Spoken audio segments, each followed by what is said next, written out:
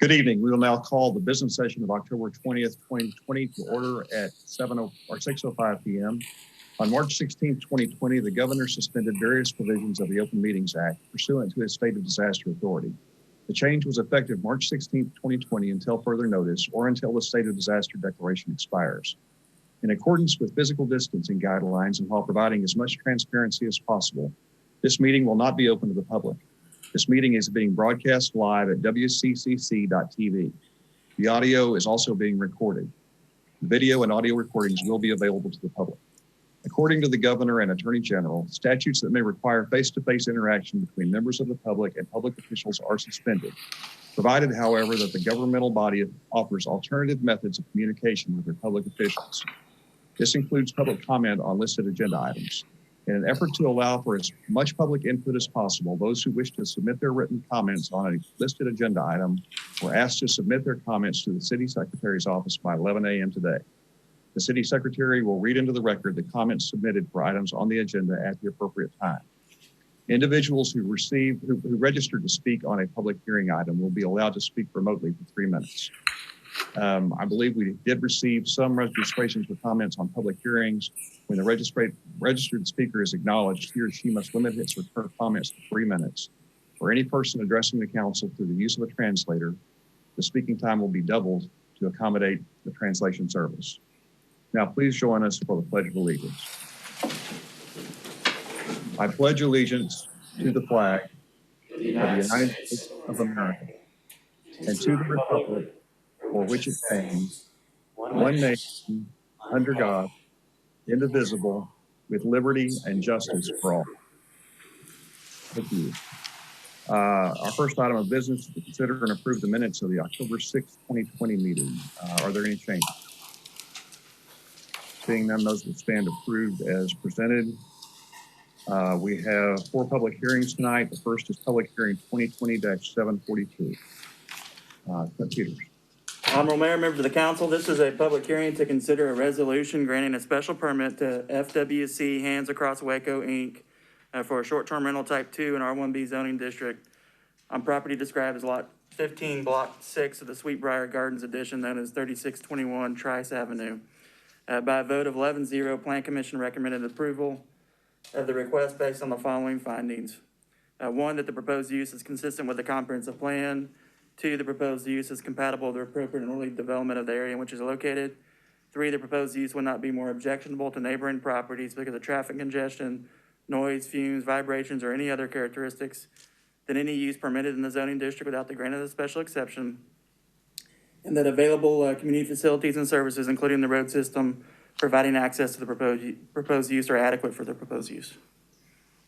All right, very good. Any questions for staff?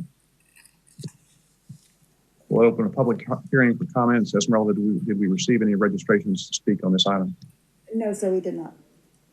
All right, we'll close the public hearing. Is there a motion? Motion for approval. Second. Any discussion? Please poll the council. Holmes? Aye. Ewing? Yes. Kennard? Yes. Vito? Yes. Barfield? Yes. Weaver? Yes, that motion carries. Public hearing 2020-743. Honorable Mayor, members of the council, this is a public hearing to consider a resolution granting a special permit to Nicholas Salazar for automobile car washing establishment in C2 zoning district. Property described as lot 23, block A of the Huff Edition, known as 1701 Clay Avenue.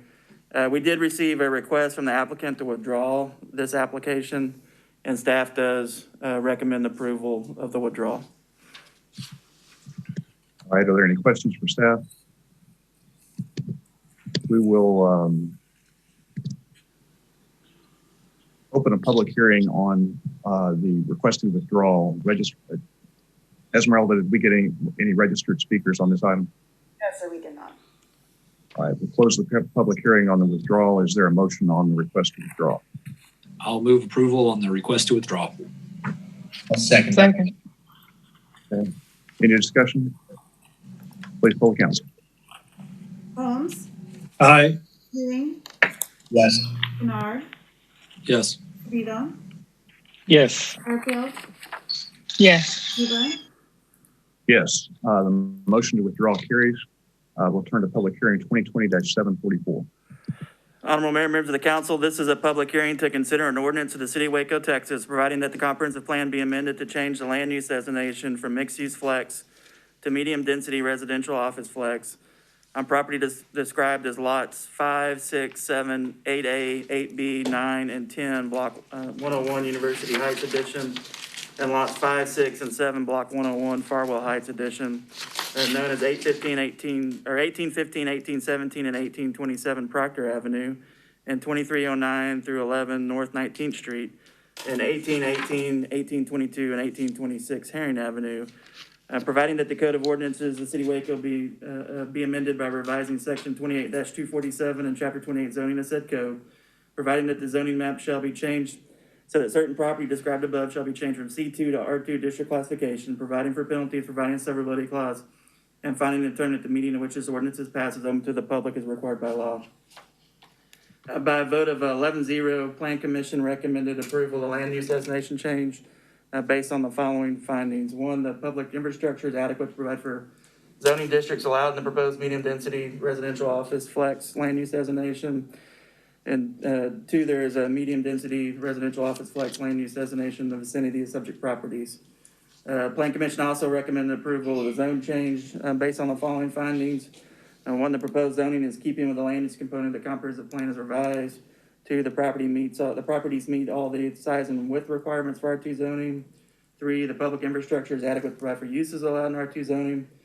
4, there's R2 zoning in the vicinity of subject property. And 5, the proposed R2 zoning brings the existing residential uses into conformance with the zoning ordinance. All right, any questions for staff? We'll open a public hearing for comments. Esmeralda, did anyone register to speak on this item? No, sir. All right, we'll close the public hearing. Is there a motion? I'll move for approval on first reading. Second. Any discussion? Please poll the council. Holmes, Aye. Ewing, Yes. Bernard, Yes. Sevito, Yes. Fairfield, Yes. Weaver, Yes, that motion carries. Public hearing 2020-745.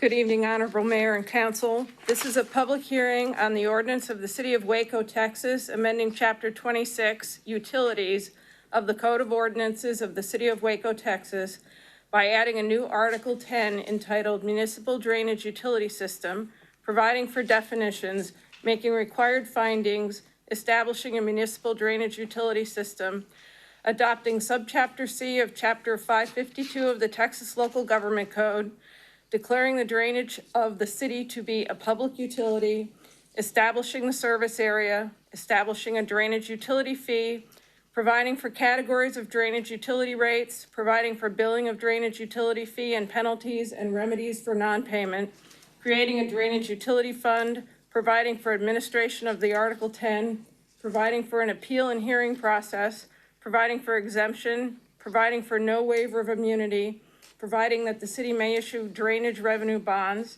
providing for discontinuation of drainage system, prohibiting access to stormwater drainage infrastructure unless designated as open to the public, providing for hours of operation if open to the public, repealing all ordinances or parts of ordinances in conflict herewith, providing a severability clause, providing for inclusion in the code, providing for penalties, and finding and determining that the meeting at which this ordinance is passed is open to the public as required by law. This ordinance comes to the City Council on first reading. The mayor's unmuted. All right, thank you, Amy. Are there any questions for staff? This is Holmes. I just want to clarify with staff that this reading tonight, or this public hearing tonight, is to approve the utility system, the stormwater utility system of the utility. We're not reviewing the schedule of the drainage charges. Is that correct? Yes, that's correct. Okay. Then this afternoon we had some discussion about better definition of design credits, offsets, which we'll be talking about at the next meeting. I just want to get that clarification. Thanks. Okay, thank you. Any other questions or comments from staff? All right, we'll open. I'm sorry, Mayor. I don't have a question. I just wanted to, again, thank staff for their diligent work in setting up this system. Some of the things that I was reading, as you begin to look at it, and I mean, we all are a part and active participant in our water utilities. And when you look at it, and I was going over my agenda review, my husband asked me, what is this going to do? And the thing that really made sense is the statement. It said that it is an equitable monthly user fee in which the user pays a fee proportional to the burden placed on the drainage system. And that's one of those things that I don't know that we ever really think about is what it costs to make sure that these things are maintained and managed. And the other part is that it lists specific dedication to flood mitigation. And I know that in parts of my district, we have really, really bad flooding. And I think that if there is a system that then puts resources to management and maintenance and development of these things, I think that that'll be for the betterment of all of our people, and because we're talking about us. It's not like we're talking about some other people. You're talking about us, because when you go to the kitchen, turn on that faucet, you're talking about you. And the routine maintenance that is needed, yes, we have had some infrastructure issues that have been deferred, but at the end of the day, they're always going to need to be fixed. And so I think that if we have and put a system in place that will, take the burden off of our general fund, because I think that the demands are greater than what the general fund can satisfy, then that makes it betterment for all of us. So, I just really want to thank staff for making that clear for my house. So hopefully, it'll be kind of clear for everybody in that way, and as to why these things are necessary. Thank you, Andrea. Any other questions or comments? All right, we'll open a public hearing for comments. I believe we do have some registered speakers on this item. Is that correct, Esmeralda? Yes, sir, we do. Our first registered speaker is Ken Cooper. He is available to do his comments. He did say that he had many of his questions already answered, but I told him that we'd still give him the opportunity to address him. Sure. Mr. Cooper, are you there? Yes, thank you. Good evening. Great. And you have three minutes. Thanks. All right. Thank you for allowing me to speak. Appreciate you guys and the work that you're doing, all of you. Appreciate your comments, Andrea. I just wanted to let you know that as one of the developers and one of the builders here in Waco, and been a part of the advisory committee on this impact fee, I just wanted to make sure that we, as a city, don't overburden our not only our structure, and not only overburden the city with the fees that are coming in on all this, but we don't overburden the citizens with too many fees, especially all at once. Please understand, I've been involved in trying to develop properties within the city limits of Waco for many years, and I've seen a lot of changes have come through. And some of these are being significant in terms of the costs that are associated with not only the cost of the improvements, but to the individuals that are having to be impacted by the way of new properties, be it commercial or residential. So appreciate what you're doing. Just consider trying to keep these as conservative in terms of the overall impact to the citizenry as possible. I would really appreciate that from that end of things. And then also management for the long term, what is good for the city of Waco is what I hope all of you have in mind. Thank you very much. Appreciate it. Thank you, Mr. Cooper. Esmeralda, who do we have registered next? We have Taylor McKinney next. However, I don't believe they're on the line. Okay. They did submit their registration with a comment to speak against, but they have not called in or showed up yet. And they didn't provide any specific comments, just that they wanted to speak against. Okay. All right. Is there anyone else registered? Not for this item, no, sir. Okay. Close public hearing. Is there a motion? I'll move approval on first reading. Second. Any discussion? Please poll the council. Holmes, Aye. Ewing, Yes. Bernard, Yes. Ludo, Yes. Fairfield, Yes.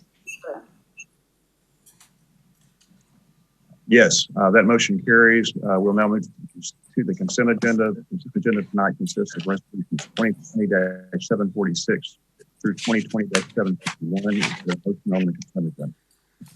Move approval of consent agenda. Second. Discussion? Please poll the council. Holmes. Councilmember Holmes, Aye. Sorry. Ewing, Yes. Kennard, Yes. Sabido, Yes. Fairfield, Yes.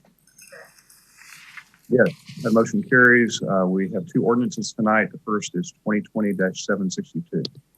An ordinance of the City of Waco, Texas, amending the Code of Ordinances of the City of Waco, Texas by adding Appendix C entitled Impact Fees, providing for definitions, establishing roadway impact fees within the city limits, and water and wastewater impact fees in the city and its extraterritorial jurisdiction service area, providing for assessment of said impact fees, providing for the general administration of said impact fees, providing for the accounting of the collected fees, providing for waivers of impact fees, providing for a fee refund, providing for an appeal procedure, establishing an effective date of June 1st, 2021, repealing all ordinances or parts of ordinances in conflict herewith, providing for penalties, providing a severability clause, and finding and determining the meeting at which this ordinance is passed is open to the public as required by law. This ordinance comes to council on first reading. Thank you, Jennifer. I believe we have both submitted comments as well as people who have registered to speak. Is that correct, Esmeralda? they're all submitted comments, sir, but yes, we do have some. Okay, they're just submitted comments. All right, thank you. Would you go ahead and read those in, please?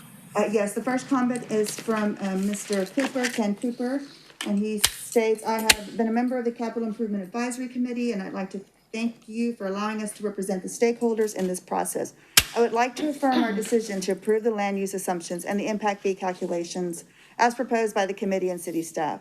I would also like to urge the city council to give the advisory committee a little more time to study and confirm the best options that might be available before approving or enacting any specific fees for the commercial impact fees. We need to get better answers from some of the questions we have asked, and we believe we need a little more time to evaluate the information and fully understand the repercussions of these fees for our future growth and development. The next comment that I'll be reading is from Mr. Shane Turner. He has questions. How will this affect the permitting timeline? 2, is this lowering the tax rate? How much will it go down since city will not be using line item from the budget for new infrastructure? 3, who is expected to monitor the city budget to ensure the impact fees funds are being used appropriately? Next comment I have is from Meredith Hatch. Comment, the instructions on the agenda packet for registering to speak and or comments were confusing and misleading. I tried to register to speak at the meeting online, which didn't work. So I called the city to inquire how to register to speak, but was then told that I could only submit a comment online. Has City Council examined the city's budget to check the validity of the budget shortfalls or limitations? Is the city trying to make up for the seriously deferred maintenance of existing infrastructure by charging fees to new growth?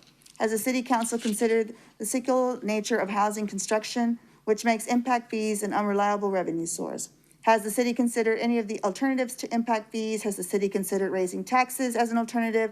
If so, why did the city vote against this option? Has the city considered general obligation bonds as an alternative? If so, why did the city vote against this option? Has the city considered user fees as an alternative? If so, why did the city vote against this option? Has the city considered special taxing districts as an alternative? If so, why did the city vote against this option? Has the city considered local improvement districts as an alternative? If so, why did the city vote against this option? Has the city considered special service districts as an alternative? If so, why did the city vote against this option? Has the city considered tax increment financing as an alternative? If so, why did the city vote against this option? If so, why did the city vote against this option? Are you aware of the common errors with impact fee technical studies, such as 1, construction cost estimate and adopted capital improvement plan inconsistencies?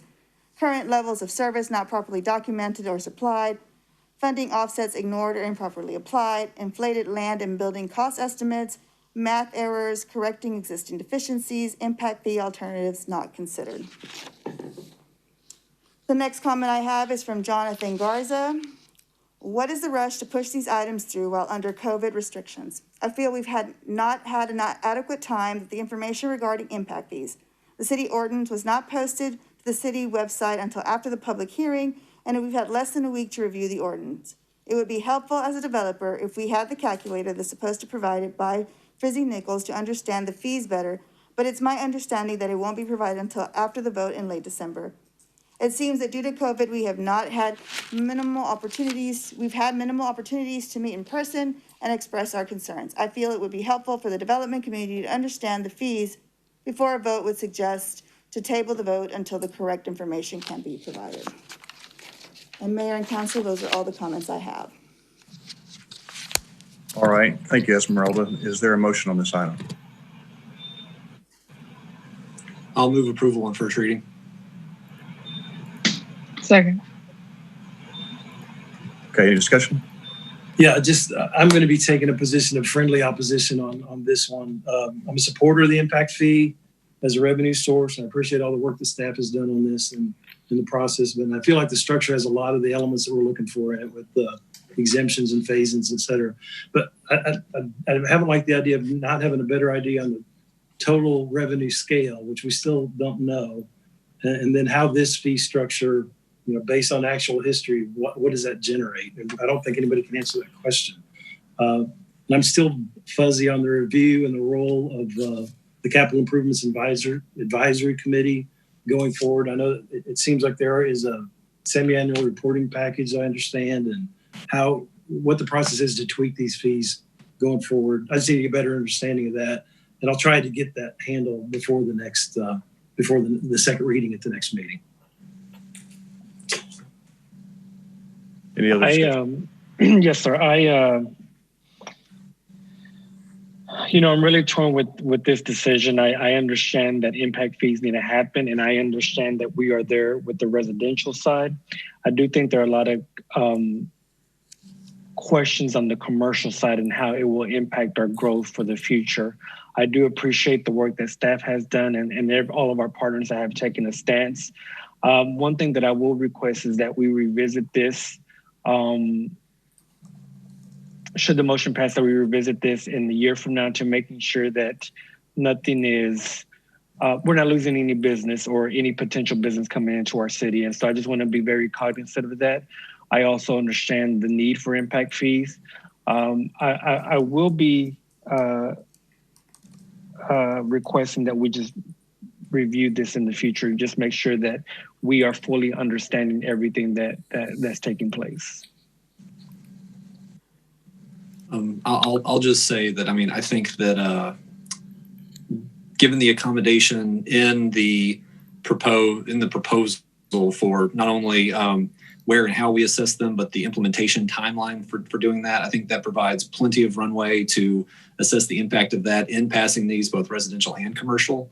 I can understand and appreciate the concerns. However, this process has been going on for 2 years. We have the Capital Asset Committee that has reviewed, that has been made up of developers. There's been plenty of time to review, to understand, and to know kind of what was being proposed. And I think, again, just given the level of accommodation, which has even been called out by our consultants for being very generous in kind of how and where we assess these. And beyond that, the timeline for implementation that we've put in, I am to help us get a good grasp after implementation on the impact of these. I'm very comfortable voting for the full package of both residential and commercial at this meeting. I'm going to echo Councilmember Kennard's assessment in that I think the ramp system, the way that this fee will be implemented, does give us enough opportunity to see what is working. We won't be able to even begin to gauge until the fees are actually assessed, and that's what, 21, end of third quarter 21. And at the end of the day, our ordinances are living documents. So if we see that the impact that is happening to our citizens and to our community is they're filled with unintended consequences, then we can adjust. But I don't know how we can continue to want to be this thriving city and not expect growth to pay for growth. Because what that means is as we build and we grow, the burden then gets placed on our already on the backs of our citizens that are already here, and it becomes a part of their tax burden. And so I don't know how we can do that and then still say that we are serving all of our citizens and communities. So I just want you to think about that. And I do agree that, this is something we've been here. I've been here 2.5 years, and we started talking about this then. I know that council before, even before we got to that part, had been doing this. So this is going on a 5-year process. And I understand the angst of our commercial community and the hesitation. But I want you to know that the way I looked at it, and with the exceptions, and with all of the little caveats that there are in offering leniency and offering ways, a bit of grace in this, there are plenty. So I am in full support of this impact fee, because I know that while it is a burden, it is a necessary one, and we can't continue to grow as we are and without overburdening our citizens already.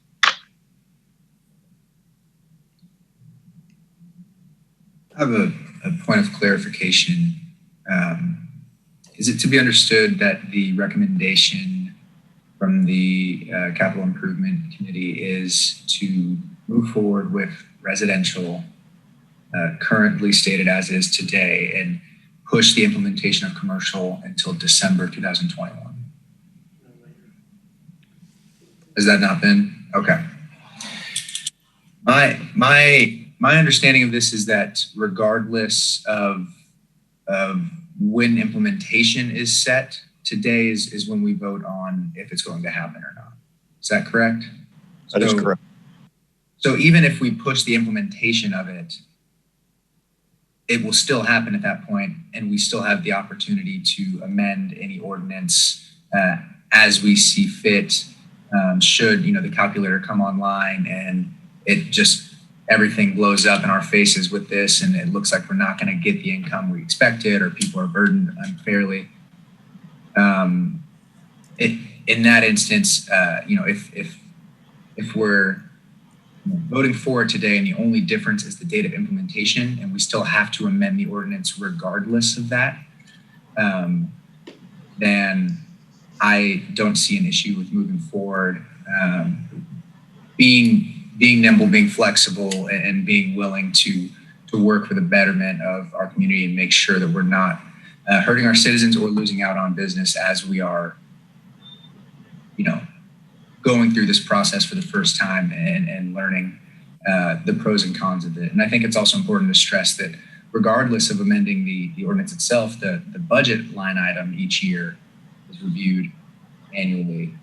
So it's not as if, it's this static thing that is set to be there at that exact same sort of, rate going forward. So.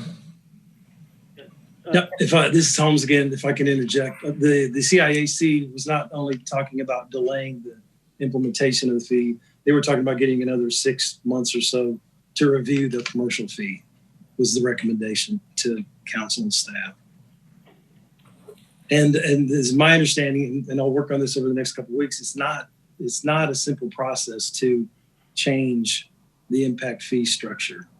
It's you go through another public hearing process, you go through another ordinance process, and it's not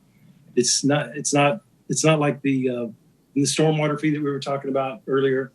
That is just part of the annual budget. We can tweak that till the cows come home, but this one is kind of set, and unless you want to implement the ordinance and public hearing process to change the fee. If I'm not mistaken, City Attorney. That's correct. That's a correct statement. That's good to hear. So I think it's important to recognize, we've talked about this some, but I'm not sure everybody has heard this, that even at full implementation, these impact fees will only pay for a third of the infrastructure cost that is attributed to this new development. The rest of it will be borne by our general fund and therefore by property taxpayers. We've got a 20% per year ramp up. So there is plenty of time, and there, I recognize there's a process, but there's a statutory process for amending these if you find a problem with them that could be handled between now and the time that they're implemented, or certainly in the first year when we're only talking about a 20% implementation. And I would just urge my fellow council members to remember that to the extent that we don't do this, it all falls on the property taxpayer. And so, this is not, well, I would just ask you to consider not letting the search for perfection getting in the way of something that's really good. This has been worked on and worked out really well. I think we've got a good program here. And to the extent that things need to be adjusted in the future, they can be. But I hope we will pass this tonight and the next meeting. Is there any further discussion? All right. I believe we have a motion in a second, correct? That's correct. We've been talking for a while and I've forgotten. All right, please go. Holmes, No. Ewing, Yes. Bernard, Yes. Vito, Yes. Fairfield, Yes. Peter. Yes, that motion carries. The next item is ordinance 2020-763. An ordinance amending sections 255 and 256 of Division 5, Waco Convention Center and Visitors Bureau Commission, and Article 2, Boards, Commissions, Committees of Chapter 2 Administration of the Code of Ordinances of the City of Waco, Texas, to add a board member that is recommended by the Greater Waco Lodging Association that represents a hotel that is subject to the Waco Tourism Public Improvement District, and to revise the section on term of office consistent therewith, repealing all ordinances or parts of ordinances in conflict herewith, providing a savings clause, providing for inclusion in the code, and finding and determining the meeting at which this ordinance is passed is open to the public as required by law. This ordinance was approved by a 6-0 council vote on first reading on October 6, 2020. Is there a motion? Move approval on second reading. Second. Second. Any discussion? Please poll the council. Holmes, Aye. Ewing, Yes. Bernard, Yes. Vito, Yes. Fairfield, Yes. Deaver, Yes, that motion carries. Are there any council member reports on committees or boards or commissions liaison visit? All right. There being no further business, we will adjourn the meeting at 6:38 p.m. Thank you all. Have a good evening.